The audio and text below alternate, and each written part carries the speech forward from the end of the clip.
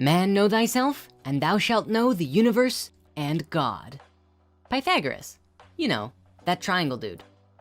Today more than ever, the world seems to be in a very disharmonic state. Thanks to modern internet technology, we now have access to all the world's information at our fingertips. And yet, the algorithms behind the mainstream tech we all use only shows us what we're accustomed to seeing, creating social divides the likes of which we've never seen before. If we took an outside perspective on our species though, you might say that we've always been disharmonic. And that's kinda true. In fact, if our esoteric history is to be believed, we've been growing more and more disharmonic for about 13,000 years now. It's in our DNA, and it's something that we're passing through as a species together. There is good news though. We're nearing the end of this paradigm, this karmic cycle of disconnection and suffering, and ideally, we will never be here again. At the moment, we're just not in tune with ourselves, and our collective consciousness is beginning to realize it. The reason for our disconnection from the soul is actually fairly simple. And no, it's not about politics, greed, capitalism, or any of that stuff. In fact, all of those are simply long-term manifestations of the real problem, which lies on a deeper, much more personal level. The true problem actually lies in our old way of thinking, creating tension on every level. Right now, as you're watching this video, all of us are going through something of a shift. We are changing into a completely new state of being with a new way of thinking and a different understanding of our multiphasic holographic reality. Today, we're going to break down the concept of chakras like you've never seen it before, a deluxe special remake that unifies all of our original episodes into something even greater.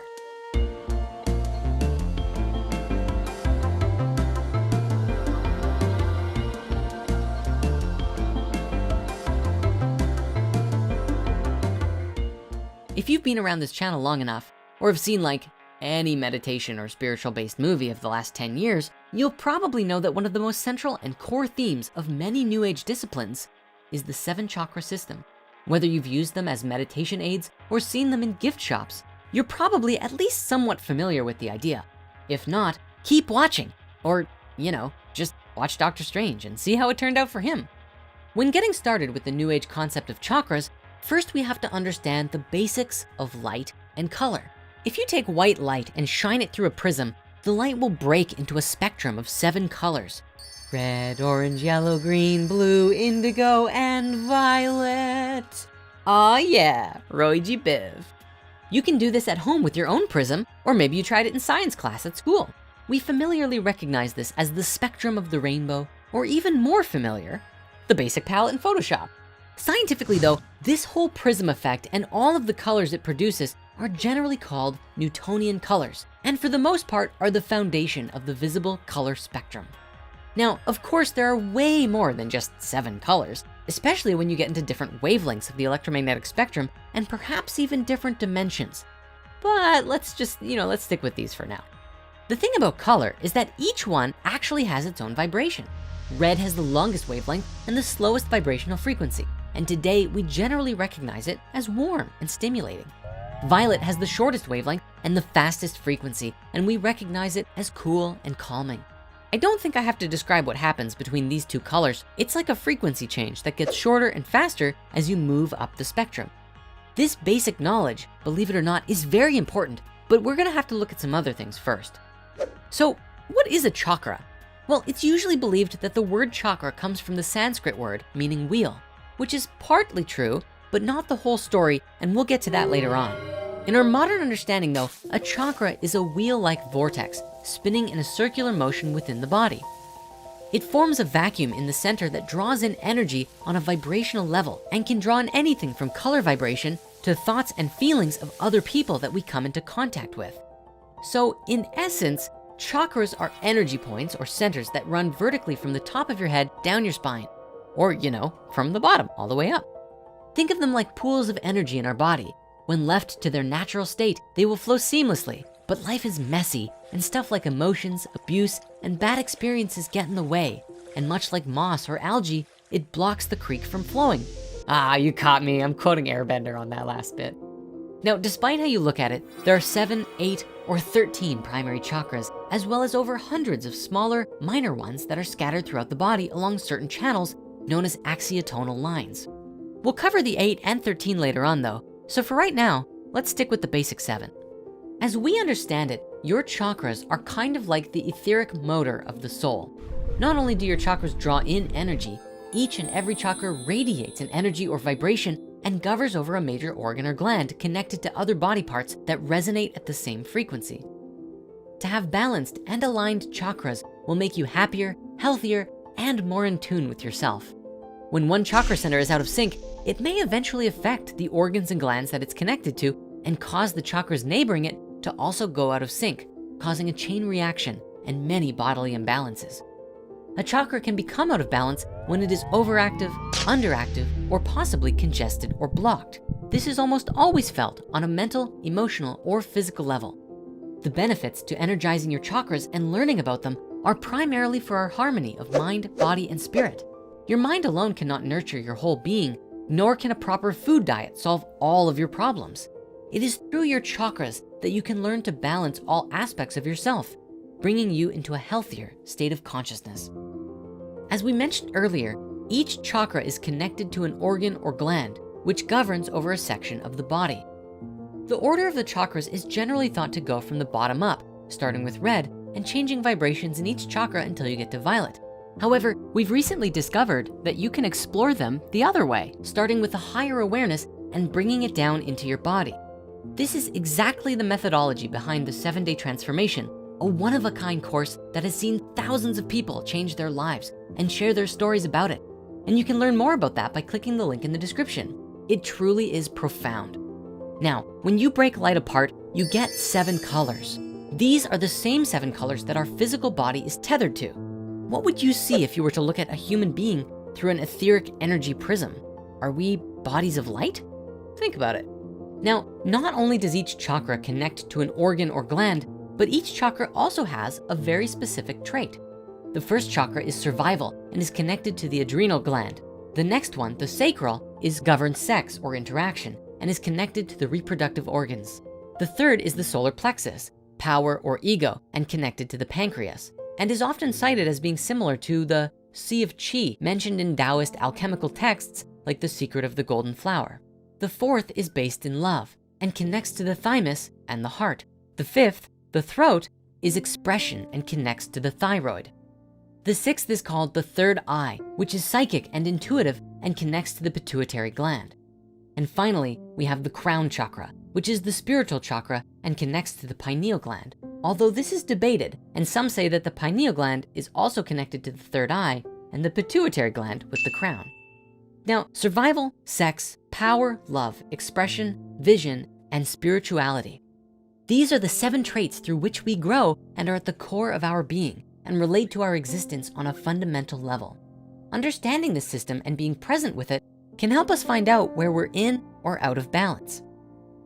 Okay, so after all that, we know a fair bit about what chakras are now, yet we haven't even begun to scratch the surface of this topic. Let's talk about opening, activating, and charging your chakras.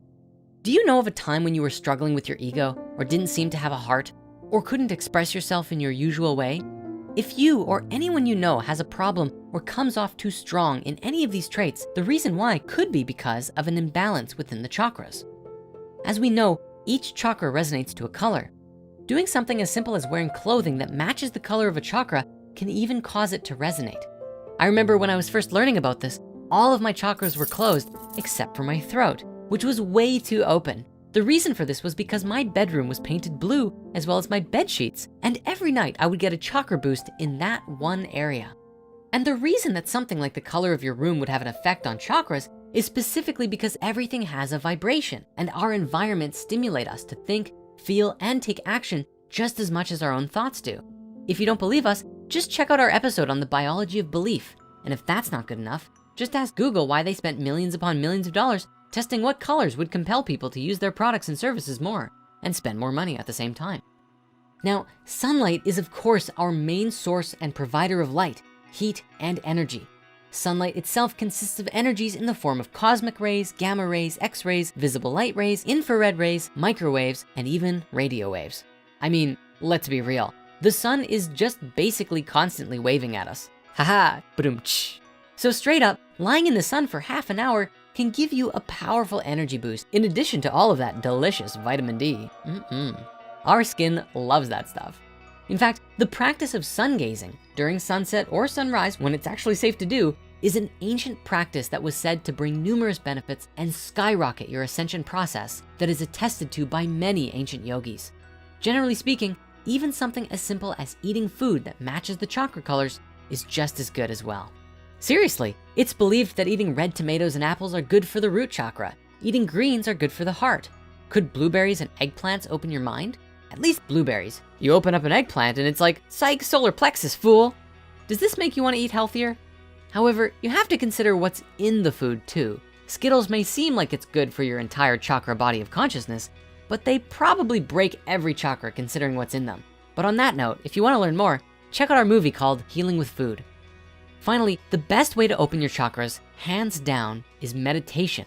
There are tons of meditations and chakra cleansings out on the web. In fact, we've made one too, and we'll share it with you soon. Sometimes though, it's as easy as just visualizing the chakra in the area that it's in and seeing it open or flood with energy. Buddhist tradition often talks about seeing the chakras as flowers with closed petals and meditating to see them opening and blooming into their full beauty. And finally, another way that you can work with your chakras is through Reiki. See, Reiki masters are people who are sensitive to and trained to work with energy. They learn to move energy throughout their body and connect it and flow it into yours. It's a very amazing process. You may have to ask, but Reiki masters can also typically communicate with your higher self for you and ask you what you need to progress on your path. Reiki itself is growing more and more popular in the last 15 years, so it shouldn't be very hard to find a number of places near you that offer it as a service. If you're serious about this and you don't know where to start, Reiki and meditation are excellent first steps. However, as with everything, be mindful that we don't want to become reliant on external support just to get by. Reiki can be very helpful, just like a plant medicine ceremony, but not so that you can just go and trash your body the next day saying, oh, no worries, I'm just gonna get Reiki again to realign.